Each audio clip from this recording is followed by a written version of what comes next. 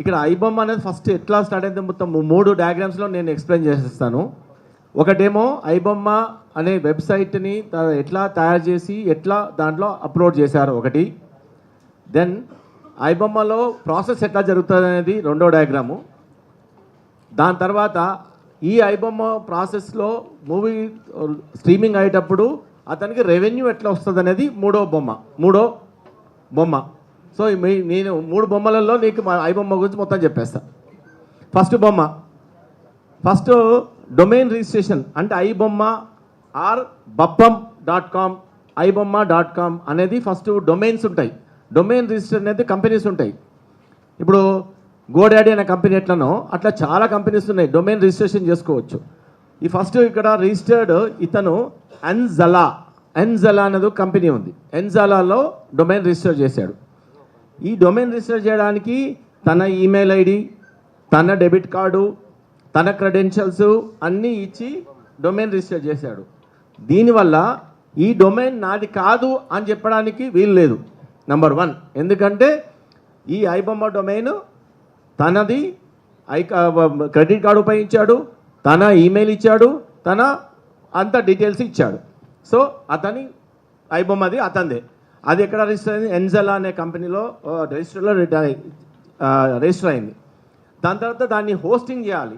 ఆ హోస్టింగ్ చేయడానికి వేరే కంపెనీ వాడాడు. అది హోస్టెడ్ ఎట్ ఐపీ వాల్యూమ్ అనేది హోస్టింగ్ కంపెనీ. అంటే అది దీన్ని హోస్ట్ చేస్తుంది. హోస్ట్ చేయడం అంటే చూపిస్తుంది. దాని తర్వాత ఇది హోస్ట్ అయిపోయింది, ఇది రిజిస్టర్ అయిపోయింది, హోస్టింగ్ అయిపోయింది. దాంట్లో సిఎంఎస్ అనే ఒక సాఫ్ట్వేర్ ఉంటుంది ఈయనకి. అంటే కంటెంట్ మేనేజ్మెంట్ సిస్టమ్.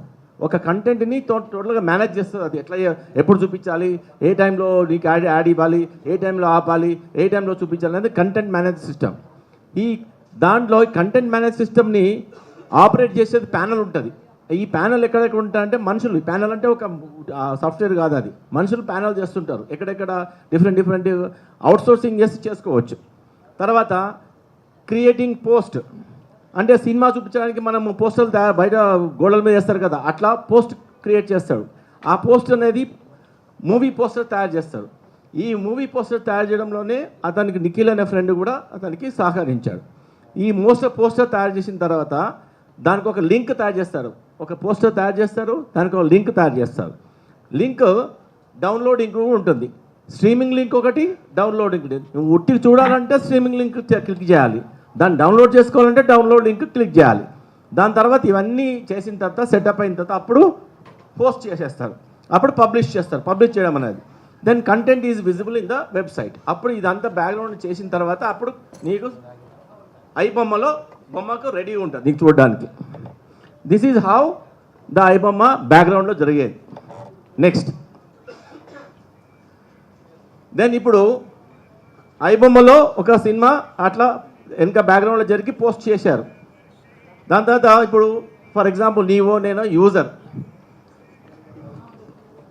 ఇది కాదు అదే పెట్టు, యూజర్ యాక్సెస్ చేయడానికి పోయినప్పుడు యూజర్ విజిట్స్ చేస్తాడు ఐబొమ్మని విజిట్ చేసినప్పుడు ఇమ్మీడియట్గా దాని వెనుక ఒక రీడైరెక్ట్ స్క్రిప్ట్ అని ఉంటుంది. స్క్రిప్ట్ అంటే సాఫ్ట్వేర్, అది కూడా రీడైరెక్ట్ చేస్తుంది.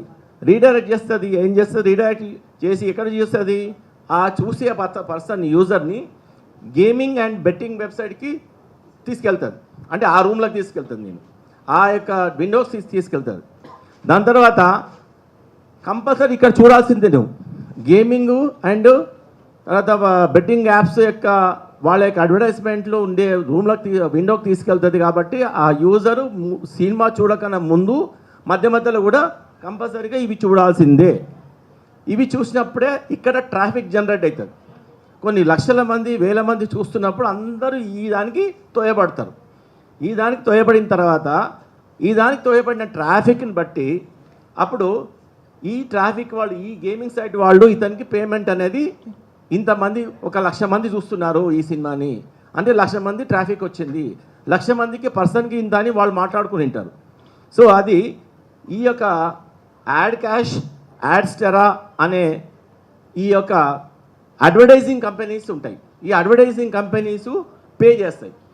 ఇవి వీళ్ళకి పే చేస్తారు. ఈ కంపెనీస్ అన్ని కలిపి మళ్ళీ డైరెక్ట్గా మళ్ళీ ఇక్కడ యాడ్ బుల్ కంపెనీ ఈజ్ హీజ్ కంపెనీ, ఇమ్మండి రవి కంపెనీ ఇది. అక్కడ నుంచి గేమింగ్ నుంచి యాడ్ క్యాష్కి ఆర్ యాడ్ స్టారాకి పోయి అక్కడ నుంచి మళ్ళీ ఇతని గేమింగ్ కంపెనీకి వస్తుంది. యాడ్బుల్ అనేది యాడ్ కంపెనీ అనేది, ఈ కంపెనీకి ఇతనికి డబ్బులు వస్తాయి. ఇది అంతా యూఎస్డిటీ రూపంలో వస్తాయి. యూఎస్డిటీ నుంచి డైరెక్ట్గా మళ్ళీ రవి యొక్క అకౌంట్కి ట్రాన్స్ఫర్ అవుతాయి. దిస్ ఈజ్ హౌ ఈ gets the money. So first of all ఇక్కడ నువ్వు సినిమా చూడడానికి యూజర్ పోయినప్పుడు డైరెక్ట్గా ఫస్టే నిన్ను ఇక్కడ గేమింగ్ సైట్కి తీసుకెళ్తారు. ఫస్ట్ గేమింగ్ సైట్కి లేదా బెట్టింగ్ యాప్స్ ఉన్నదానికి నీవు చూడాల్సిందే. బెట్టింగ్ యాప్స్ గేమింగ్ యాప్స్ ఉన్నప్పుడు నీవు అక్కడ టెంప్ట్ అయ్యి చాలామంది బెట్టింగ్ యాప్స్కి వెళ్ళిపోతారు, కొంతమంది గేమింగ్ యాప్స్కి వెళ్ళిపోతారు. వెళ్ళిపోయి అక్కడ డబ్బులు లాస్ అవుతారు, కొంతమంది ఇంకా ఎన్నో అనర్థాలు జరిగే ఛాన్సెస్ ఉన్నాయి. So this is how he receives the USDT.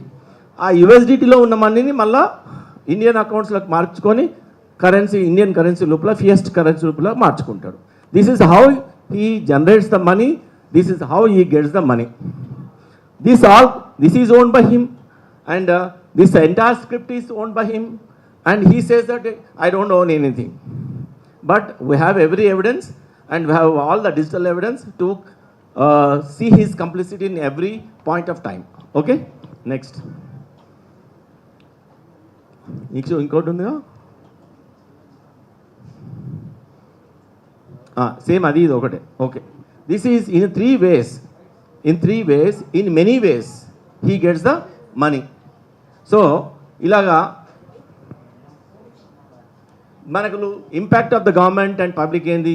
Government losing tax money from movie tickets bookings, and public diverting illegal betting apps. Public all traffic అంతా మళ్ళీ ఇల్లీగల్ బెట్టింగ్ యాప్స్కి, తర్వాత గేమింగ్ యాప్స్కి వెళ్ళిపోతారు, causing thousands of crores of financial losses to the public, and many fall into debt, many commit suicide also. Site forces user to install malicious APKs that may steal your users personal and banking data. నువ్వు సైట్లోకి పోతున్నప్పుడే, నువ్వు agree కొడుతున్నప్పుడు, terms and conditions agree కొడుతున్నప్పుడే నీ యొక్క data అంతా store అయిపోతుంది. అందుకే అతను నా దగ్గర చాలామంది డేటా ఉంది అని ఒక థ్రెటనింగ్ వర్డ్ కూడా ఉపయోగించాడు. అది so stolen data was sold and later used by cyber scamsters. ఆ డేటా అంతా సైబర్ స్కామ్స్కి ఉపయోగించుకోవచ్చు, ఆ డేటా నుంచి మళ్ళీ మనీ సంపాదించుకోవచ్చు. So this is how entire the process behind front and how he earns money from different traffic. అది yeah